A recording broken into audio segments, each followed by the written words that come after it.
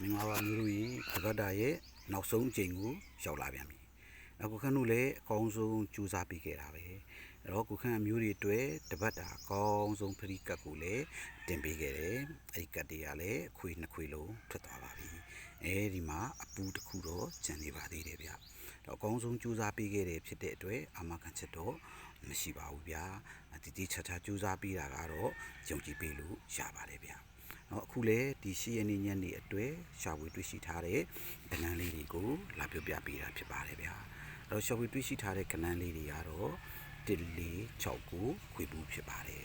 ဒီထဲကမှအကြိုက်ဆုံးကဏ္ဍလေးကိုလည်းရွေးပြီးတော့ထပ်ပေးထားပါသေးတယ်ဗျာ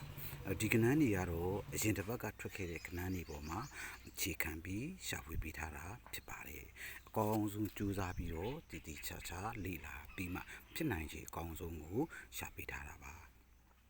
တော့အာမခံချက်အနေနဲ့တော့မရှိပါဘူးဗျာခုခံအကောင်းဆုံးကြိုးစားပေးပါတယ်အာမတော့မခံပါဘူးခင်ဗျာ